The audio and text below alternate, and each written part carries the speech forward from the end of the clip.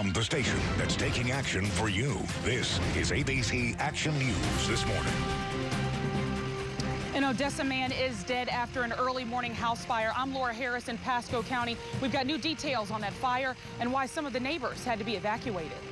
Open for classes in the fall. Our Laura Harris is in the newsroom right now live with more. Good morning, Laura. Good morning to you, too. Parents went to Thursday night's board meeting looking for answers, but ended up leaving with some of the same questions they had when they walked in.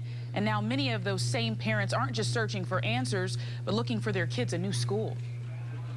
It is a hot mess. Parents like Dino Scanio are mad. Teachers are frustrated, and there are still questions to be answered with just a little more than 30 days left before school starts. At the school board meeting last night, Scanio said enough is enough. It boils down to a board that just didn't balance the checkbook appropriately. No one, including the school board, seems to know if this charter school will open its doors for school in the fall, all because of a gaping hole in the budget to the tune of about $100,000. Oh my God, I have 39 days to find a school for my son. That budget gap caused the school to pull health insurance from the teachers not once, but twice. And the teachers said they weren't even told about it. That led many of them to resign their positions at the end of last school year. We went to see doctors and we didn't even know we don't have insurance. We came back with bills. Only one board member showed up to the meeting Thursday evening, but board member Bob Morrison offered this. I apologize to all of our teachers for the failure to communicate to you that decision, that discussion and decision. And on Thursday, Morrison told teachers he would be cutting them paychecks today. As for the parents, they were given their children's records. Still, the other issue is, why is the school in this money mess in the first place? Well, Morrison says the school kept paying for families who failed to pay for after-school care and lunches. As always, we'll stay on top of this story for you and bring you the very latest developments as soon as they become available. For now, live in the newsroom, Laura Harris, ABC Action News. Our Laura Harris was out there as the fans showed their support for the home team. Laura, how's it going? Is it hot enough out there yet? It's actually pretty cool out here, Dia. No, it is hot enough, but the fans, they actually did come out. They were here in droves, and I can tell you that practice ended around 11:30 this morning, but it was still definitely a scorcher out here. But as one fan told me, it is definitely a new day in Tampa Bay. Bucs fans came out in full force today, ready to get a sneak peek at what they hope will be a winning team this year. With some big-time off-season acquisitions, decorated fan Mitchell Phelps says it's Tampa Bay's year. Discipline. We're going to have a lot of hustle. There's a lot of guys. Our pickups we had in the offseason, Carl Nix, Eric Wright, and Vincent Jackson, of course. It's going to be a big difference. Fans like Mitchell are hoping the team will snap out of last year's abysmal performance and look to a brighter future with the help of new head coach Greg Schiano. High expectations, new system, new coach, new players.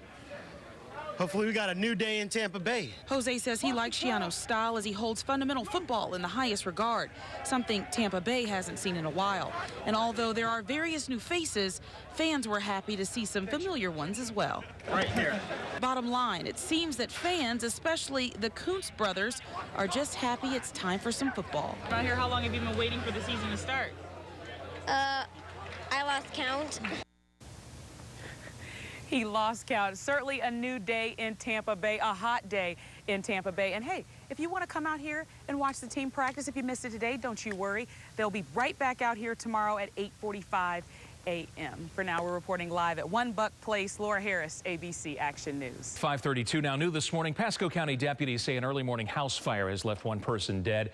Our Laura Harris is live now in Pasco County with more on why the people in that neighborhood were asked to leave their homes this morning. Good morning, Laura.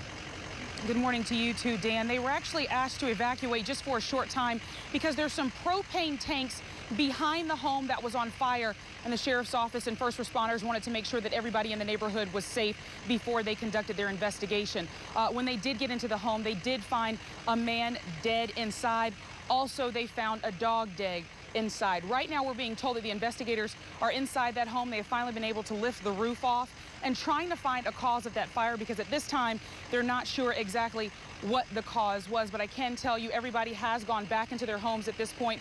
We're actually seeing some people come and go. I guess they're going to work, just getting out of the area, but plenty still happening here, still an active scene. As I said, the identity of that person that died in that fire, we still don't know. But at this point, we are still trying to gather that information. Hopefully, we will have some more information for you coming up later on in the show at 6:30. But for now, we're live in Pasco County. Laura Harris, ABC Action News. Our Laura Harris is live on the scene now. Laura, any word yet on how this fire might have started?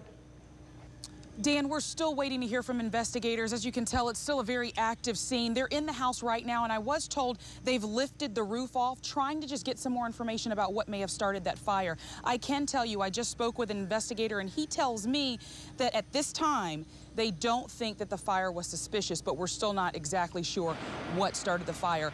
Some of the residents in this community, they were evacuated earlier this morning. The call came in around 12:40. When the first responders got on the scene, they evacuated a few people because there are some propane tanks behind the home that was on fire. They just wanted to make sure that everyone was safe. It was just a safety precaution. Those people have since returned to their homes. But like I said, and we said before, there is someone inside. They're still trying to figure out that death investigation. Someone did die in that fire. They're also telling me now that a dog died in the fire as well, but we still don't know the identity of that person. But as we always do, we will pass that information along as soon as we get it. But like we said, still an active scene out here right now, and we'll find out from investigators just exactly how this fire started when they let us know. For now, we're live in Pasco County. Laura Harris, ABC Action News. Thank you, Laura. 2 men are on the run this morning after robbing this Tampa hotel. I'm Laura Harris, and I've got the surveillance video coming up that police are using to hopefully nab those suspects. We've got some details on a developing story we brought you last night at 11. 2 men on the run from police this morning after a robbery at a Tampa hotel. Laura Harris is live in Tampa now with more on what police have to go on so far. Good morning, Laura.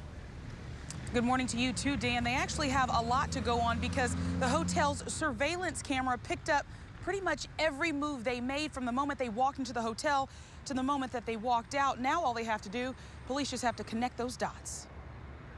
It's being called a brazen robbery by police. 2 masked men walked into this Howard Johnson at 2520 North 50th Street in Tampa early Thursday morning with one thing on their minds. The one who was armed jumped over the countertop, was very threatening toward the clerk, forced that individual to open up the cash drawer and took an undetermined amount of cash. Laura McElroy with Tampa Police says the second suspect may have been armed, but at this time they aren't sure.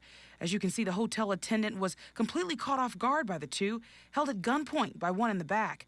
That's when he leads her to the front counter and starts taking something from the front drawer while being very aggressive in the process. These individuals are armed, and they're very determined, and we're very aggressive. And so we want to make sure we get them off the street before they take the next step of actually physically harming somebody. As you can tell in this part of the surveillance video, one of the suspects was caught with his face uncovered, and the department is hoping that will help catch the 2.